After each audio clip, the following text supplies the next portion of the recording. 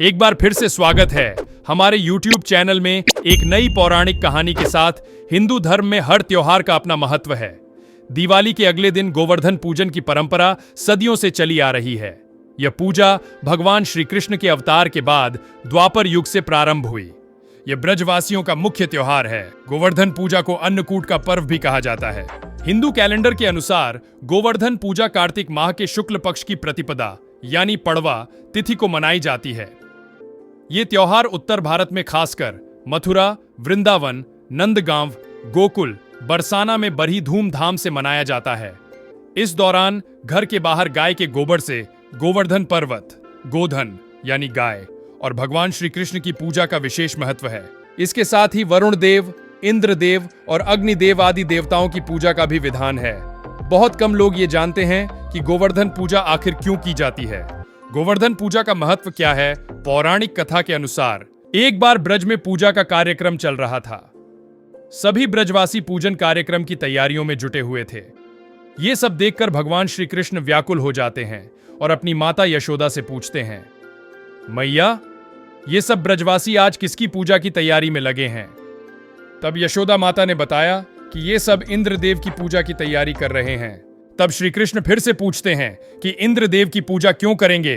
तो यशोदा बताती हैं कि इंद्रदेव वर्षा करते हैं और उस वर्षा की वजह से अन्न की पैदावार अच्छी होती है, जिससे हमारी गाय के लिए चारा उपलब्ध होता है। तब श्री कृष्ण ने कहा कि इंद्रदेव का वर्षा करना कर्तव्य है, इसलिए उनकी पूजा की जगह गोवर्धन पर्वत की पूजा करनी चाहिए, क्योंकि गोवर्धन पर्वत पर गायें चरती हैं। इसके बाद सभी ब्रजवासी इंद्रदेव की जगह गोवर्धन पर्वत की पूजा करने लगे। इससे इंद्रदेव नाराज हो गए और क्रोध में आकर मूसलाधार बारिश करने लगे, जिस वजह से हर तरफ कोहराम मच गया। सभी ब्रजवासी अपने पशुओं की सुरक्षा के लिए भागने लगे।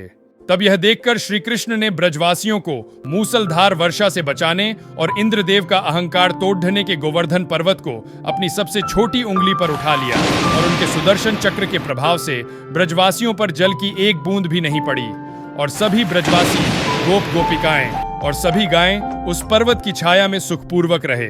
7 दिन तक गोवर्धन पर्वत को अपनी सबसे छोटी उंगली पर उठाकर रखा। तब ब्रह्मा जी ने इंद्र को बताया कि पृथ्वी पर भगवान विष्णु ने श्री कृष्ण के रूप में जन्म ले लिया है, उनसे दुश्मनी लेना ठीक नहीं है।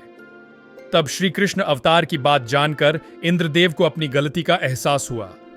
उन्होंने श्री कृष्ण से क्षमा याचना कर माफी मांगी। 7वें दिन भगवान ने गोवर्धन को नीचे रखा और प्रतिवर्ष गोवर्धन पूजा करके अन्नकूट उत्सव मनाने की आज्ञा दी। तभी से यह उत्सव अन्नकूट के नाम से मनाया जाने लगा। इसके बाद से गोवर्धन पर्वत की पूजा की परंपरा शुरू हुई।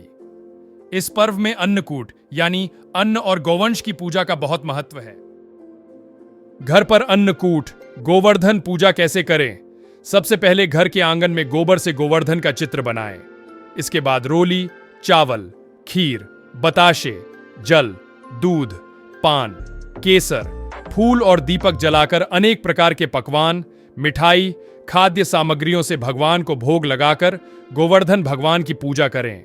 मान्यता है कि इस दिन विधि विधान से सच्चे दिल से गोवर्धन भगवान की पूजा करने से एवं गायों को गुड़ व चावल खिलाने से साल भर भगवान श्री कृष्ण की कृपा बनी रहती है।